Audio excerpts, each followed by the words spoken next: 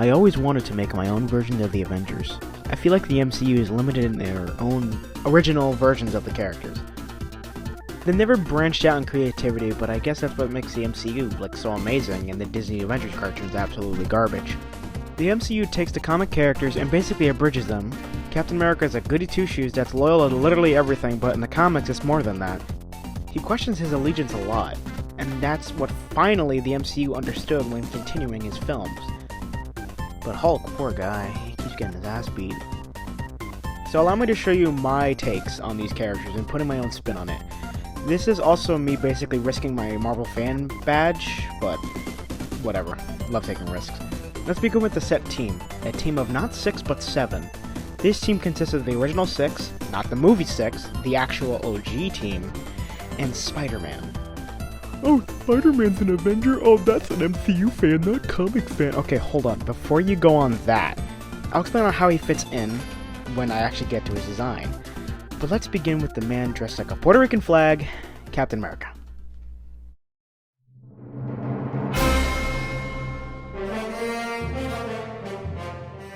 The Star-Spangled Man with a Plan. His design is strictly World War II Captain America. There is an updated design, but I'm not showing that right now. Leader of the Howling Commandos during the war, he was just a normal guy just like me and you. He wanted to join the war to save lives and bring his father Joseph back to his mother Sarah, who they both missed dearly. His best friend Sergeant James Bucky Barnes helped him join Project Rebirth, which gave him superhuman-like abilities. The world was met with Captain America as he went to stop Red Skull, Zemo, and the rest of the Nazi Science Division Hydra.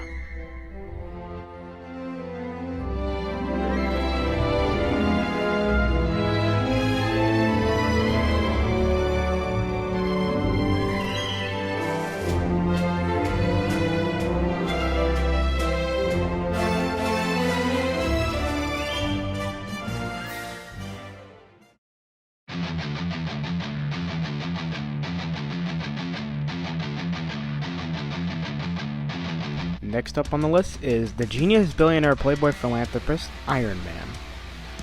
He was just made the CEO of his father's company, Stark Incorporated, until a group of terrorists hired by an unknown benefactor and AIM was given an early hospital bed. When they destroyed his building while he was directing a school trip, he had a piece of shrapnel fly into his chest. He had help getting an untested chest modulator injected onto his chest. Later on, he gave up his company position to his best friend Rhodey, who he met at MIT. Rhodey convinced him to get back on his feet after he saw his best friend a drunken mess in an apartment complex in Washington Heights.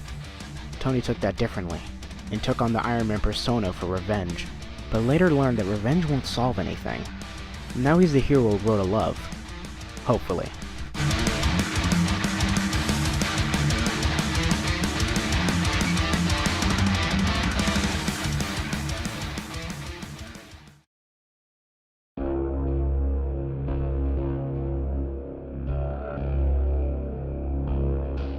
Multiple Nobel Prize winner Dr. Robert Bruce Banner is an astonishing scientist. Married to Betty Ross, the daughter of a military general, Thunderbolt Ross, is living his best life working secretly with Dr. Henry Pym at S.H.I.E.L.D. for world-saving products. He was tasked by Nick Fury Jr. and Thunderbolt Ross on recreating the super soldier serum from Project Rebirth. During the process, he tested on himself. It worked, until a sudden metamorphosis became the Incredible Hulk. A creature of pure rage and destruction that Bruce cannot control. He tries to learn tranquility, but that only could control the beast for a tiny amount of time. Bruce could take control of the beast as he learned from a monk, but if he got too angry, the beast would rampage.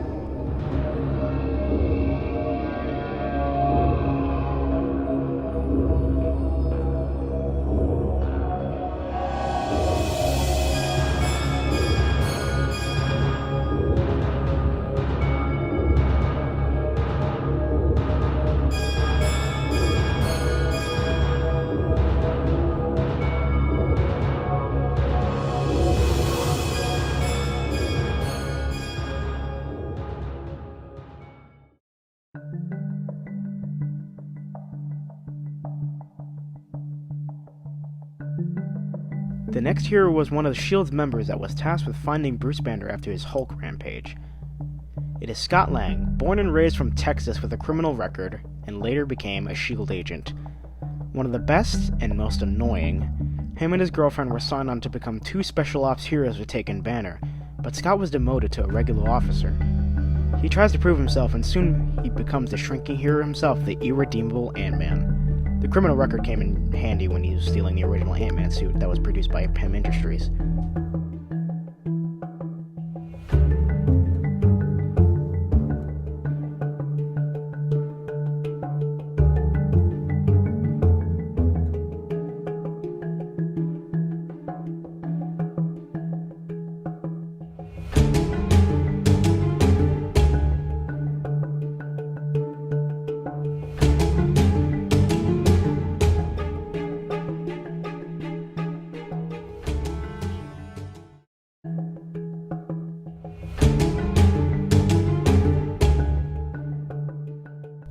Hope Pym, daughter of the original Ant-Man and the Wasp, was trained as a SHIELD agent ever since her mother died of an unknown reason.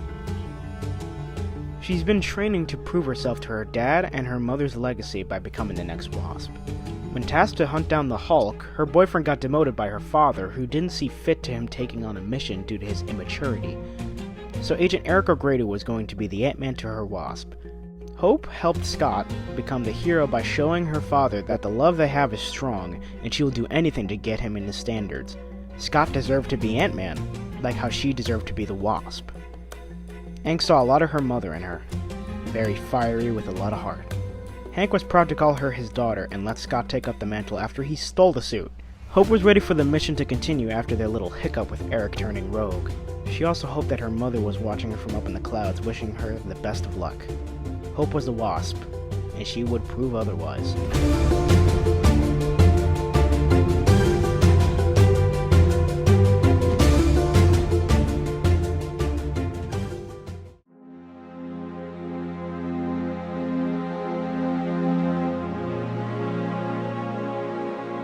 Now the Shakespearean curtains open on Thor, the God of Thunder.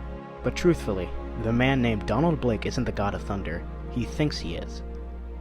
Donald was missing for 2 years and was finally found in a Norwegian forest, speaking of Asgard and Loki taking the throne.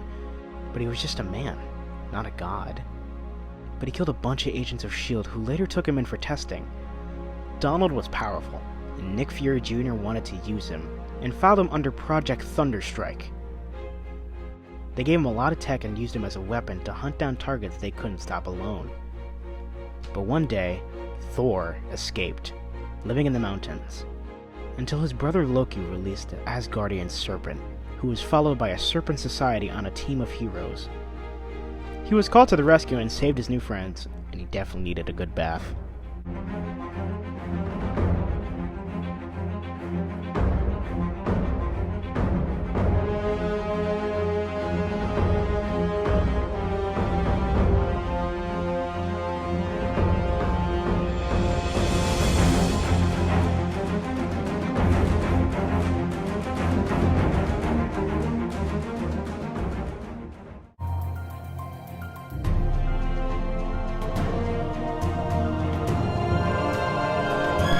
Now on to the part-timer member of the Avengers, the Spectacular Spider-Man. Peter Parker was a young 14-year-old with anxiety, asthma. He loved hanging out with his friends, like Mary Jane Watson, the girl next door, or Harry Osborn, the son of Norman Osborn, who was combining his company Oscorp with Stark Incorporated.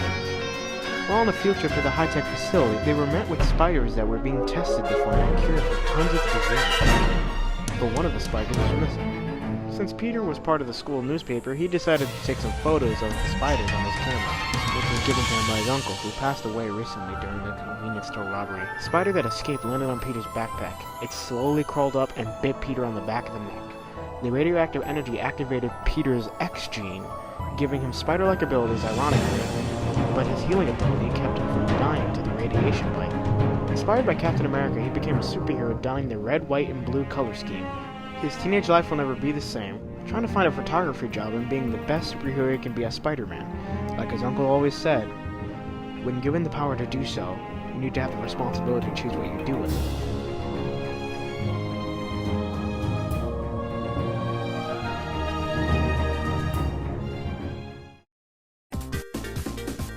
And there you have it, my versions of the Avengers. I bet there were tons of controversial changes to some of these characters that people didn't like, but these will be my written takes on each character. I would love to do a part 2 of the Agents of S.H.I.E.L.D. branch in this universe type thing, whatever this is. I also heard that Marvel is making a new animation branch at Marvel Studios. It would be an amazing dream to try and pitch this to them as a show. Maybe get it on Hulu for like an Invincible type Avengers show. But dreams are dreams. But that might not stop me from trying. Hope you guys enjoyed my video and the art in it. I could start some merch ideas with these designs. If you guys would like that, comment down below maybe, and we'll see how that goes. Don't forget to like and subscribe too. Hit that bell for notifications on videos that will take forever to come out. Bye!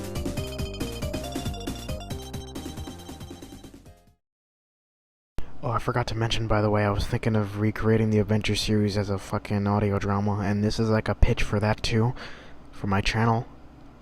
I don't know if this is gonna work out as good, but hey, I have the script for episode 1 already done, finished. Haven't even casted anybody yet. And I already have episode 2 in the works right now also. So, yeah. See you guys. I don't know when Batman's gonna be finished, but see you guys. Bye.